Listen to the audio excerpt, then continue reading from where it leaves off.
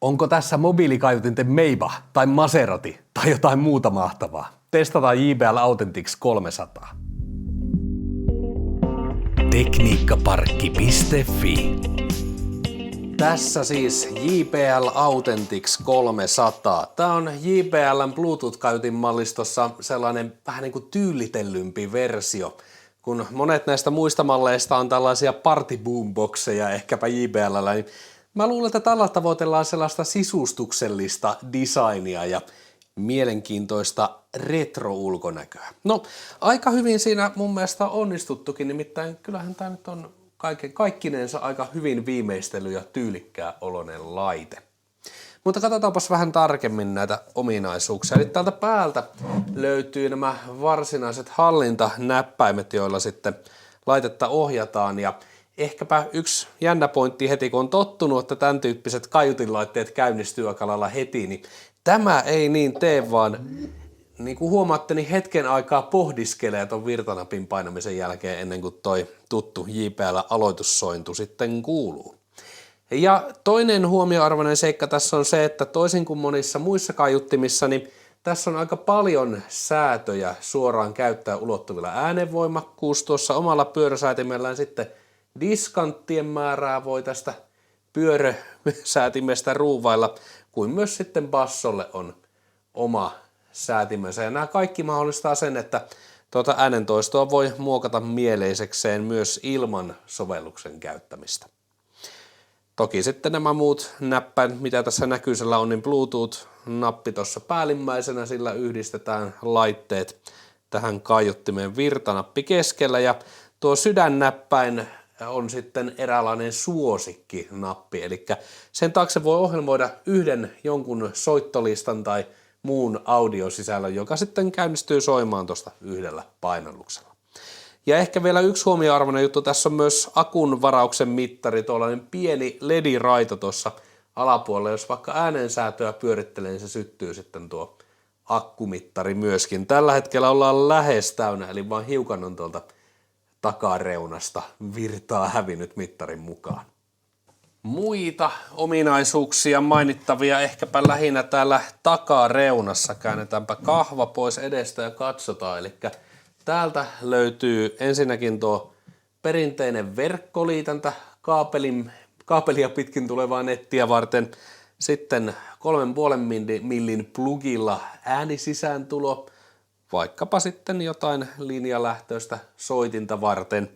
Sitten USB-liitin, joka käsittääkseni Euroopan markkinoilla ei tee yhtään mitään, näin ainakin ymmärsin näistä JBL:n julkaisuista, että se on vaan tuonne Amerikan markkinoille USB-musiikin toistoa varten. Ja sitten virtaliitin, jolla voi akun ladata. Tässä ehkä huomioarvosta se, että tässä tapauksessa ei tarvitse sitten roudata erillistä ulkoista virtalähdettä mukana, vaan tätä kautta on se niin sanottu perinteinen radiomankkaliitin, eli pelkkä johto riittää ja virtalähde on täällä sisään rakennettuna. Ja pohjassa sitten se bassoelementti, jolla saadaan soundi vähän tukevammaksi.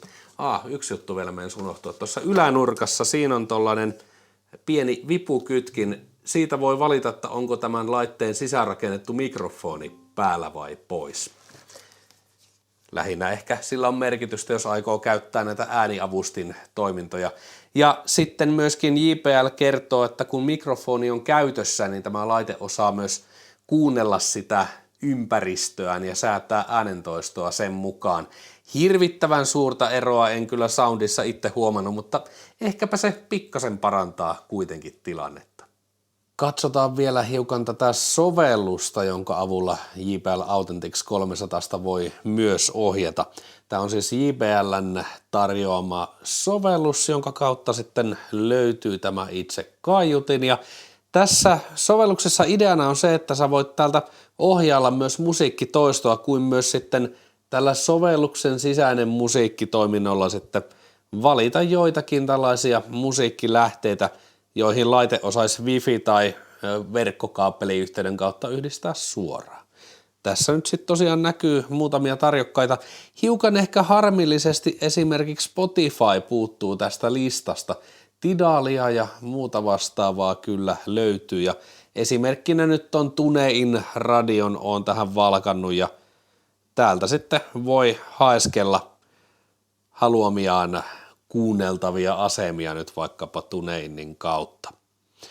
Sitten täältä löytyy tämä taajuuskorjaintoiminto ja tässä voi sitten myöskin tuoltako se lähti noin muokkaamaan sitten päästä tätä kaiuttimen äänentoistoa kolme eri säätimen avulla, eli basso, keskiäänet ja diskantti.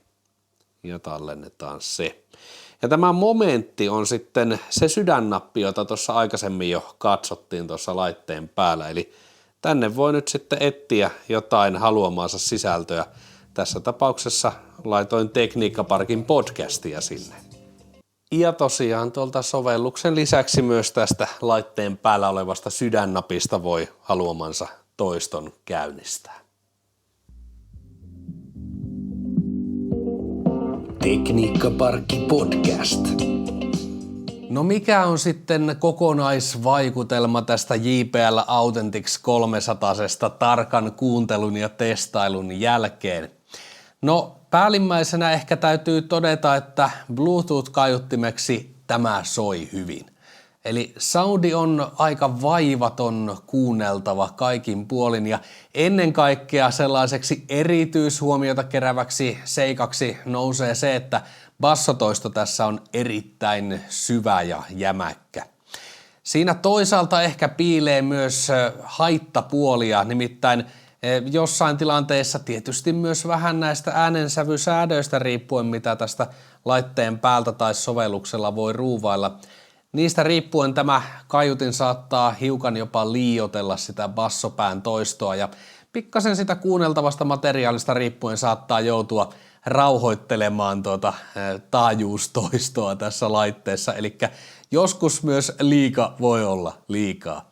Yhtä kaikki, joka sitä matalampään toistoa kaipaa, niin täältä sitä löytyy.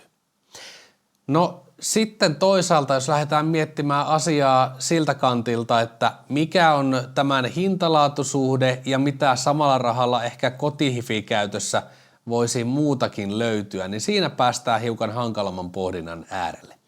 Nimittäin JBL ehkä on kuitenkin ajatellut tämän kaiuttimen enemmänkin sellaiseksi kotihifi-laitteeksi, jota voi kahvasta kanniskella ja siirrellä asunnon sisällä huoneesta toiseen. Ei tätä näin painavaa laitetta mielellään lähde mihinkään hiekkarannalle roudaamaan kauniina kesäpäivänä mukaan, vaan kyllä se enemmän siellä kotona ja puutarhassa varmasti pyörii tämä vekotin. No silloin tietysti laite asettuu eräällä tavalla kilpailemaan muun kotihifin kanssa.